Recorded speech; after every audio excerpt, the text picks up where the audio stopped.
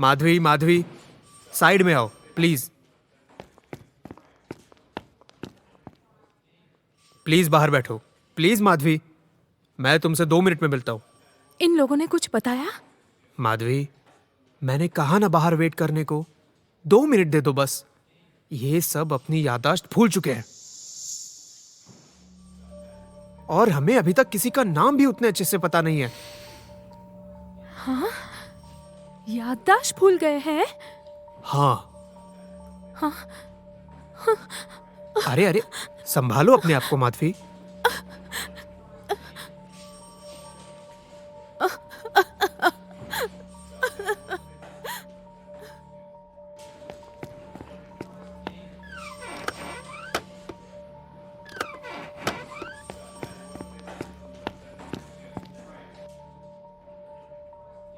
माफ करना, अभी तुम लोग कैसा फील कर रहे हो? और हम कहाँ थे? सिड कह रहा था कि शंकर इसके बाबा है। हाँ हाँ, याद है याद है। थैंक्स। You welcome inspector. तुम्हें इंग्लिश आती है? Yes, all of us can speak in English fluently. Okay. और तुमने क्या नाम बताया अपना? अभी बताया ही कहाँ है नाम मैंने। बहुत तेज बन रहा है, हाँ? जितना पूछा है मैंने उतना ही बता, समझा? रोहन। रोहन क्या? पता नहीं। ये फोटो देखना, इसे पहचानता है? ये तो मैं हूं। ये बाबा, माँ और ये मेरे भैया हैं, वीर भैया। ये तस्वीर आपके पास कैसे? ये मेरा छोटा भाई है रोहन। भैया, मैं विश्वास तो करना चाहता हूं कि तुम मेरे छोटे भाई हो, और सिद्धार्थ तुम शंकर काका के बेटे। मगर तुम लोग कह रहे हो कि तुम लोगों को कुछ याद ही नहीं है, जिस वजह से मुझे तुम लोगों पर शक ज्यादा और यकीन कम है। फिलहाल तुम सब एक मर्डर के प्राइम सस्पेक्ट्स भी हो, और क्राइम सीन पर मौजूद रहने वाले चश्मदीद गवाह भी।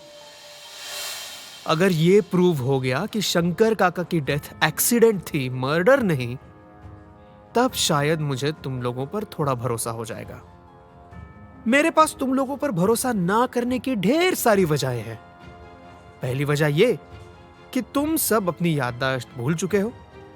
दूसरी वजह कि तुम्हारे वापस आने पर शंकर काका की डेथ हो गई। तीसरी वजह यह है कि तुम लोगों को अपना अपना नाम याद है, कुछ कुछ चीजें याद है।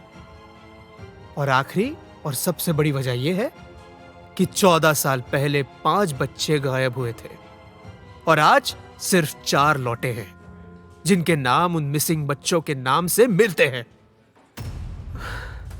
सच में तुम लोग सब कुछ भूल गए हो, या फिर याददाश्त भुलाने का नाटक कर रहे हो?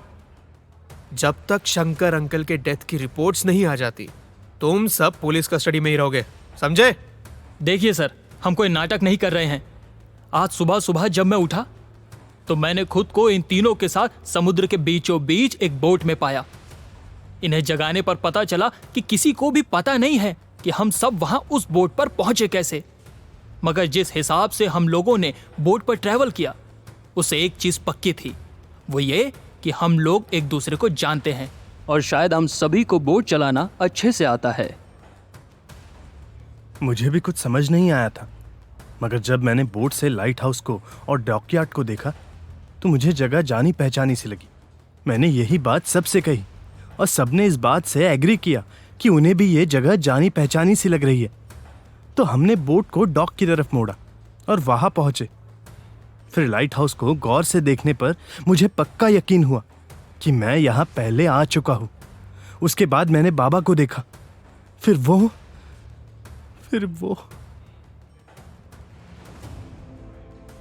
मुझे जगह जानी पहचानी सी लगी।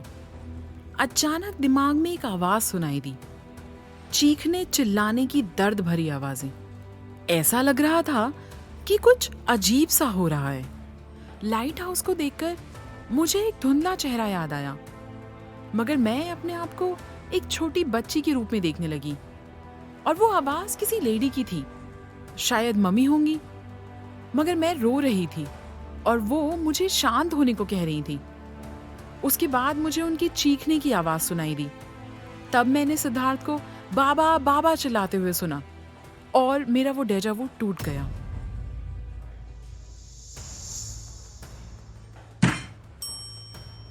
भोला,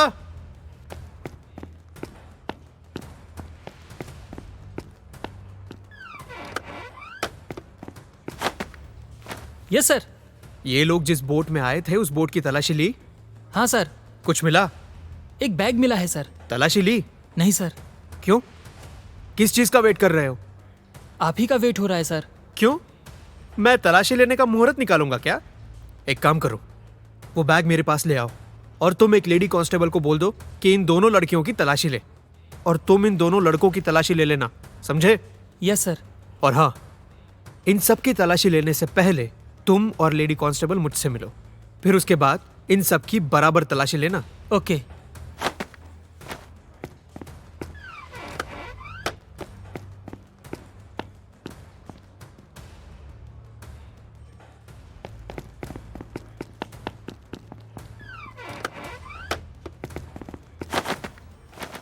सर, ये रहा वो बैग। टेबल पे रख दो।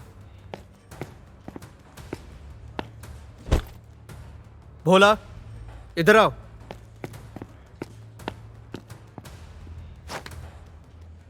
दोनों मेरी बात ध्यान से सुनो। इन सभी की अच्छे से तलाशी लेना। डीएनए सैंपल्स चाहिए मुझे इनके। वो लड़का जो खुद को शंकर काका का बेटा बता रहा है, उसका डीएनए शंकर काका की डेड बॉडी से कलेक्ट किए सैंपल से मैच करके देखना। उसी से पता चल जाएगा कि वो कितना सच बोल रहा है।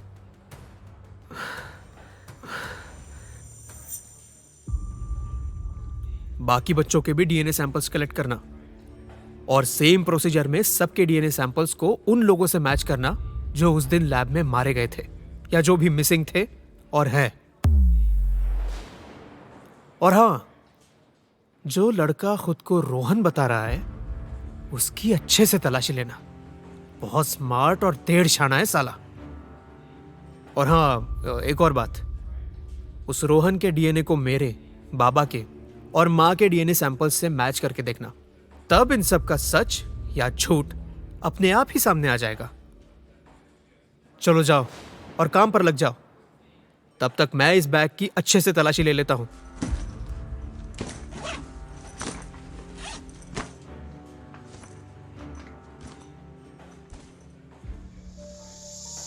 तुम दोनों लड़के बाहर जाओ।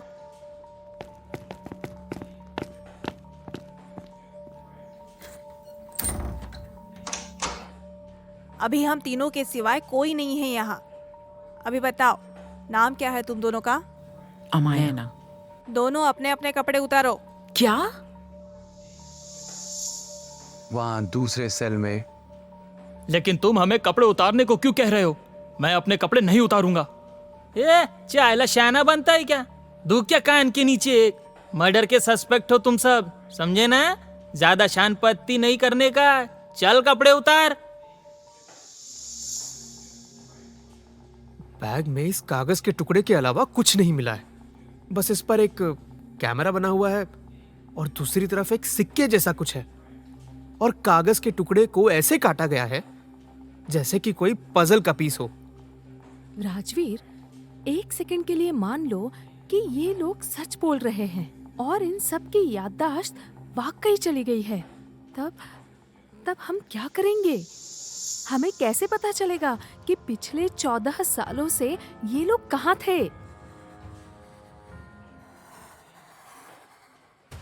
पीछे घूमो, नीचे झुको, दीवार पर हाथ रखो, खांसो।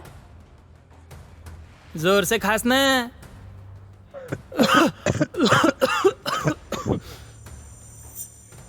अगर वो सब सच बोल रहे हैं, तब मेरे भाई वेद का क्या? वो कहाँ है? क्या वो इनके साथ था? अगर हाँ, तो उसका पता कैसे लगाया जा सकता है?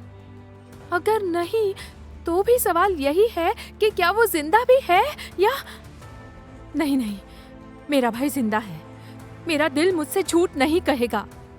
मैं जानती हूँ मेरा वेद जिंदा है। राजवीर, प्लीज उसे ढूंढो। राजवीर, प्लीज उसे ढूंढो। न जाने मेरा वेद कहाँ और किस हाल में होगा। मगर मैं जानती हूँ कि वो जिंदा है। फिक्र मत करो माधवी, मैं हूं ना। हम मिलकर वेद को ढूंढेंगे, आई प्रॉमिस। ओके माधवी, संभालो अपने आप को प्लीज।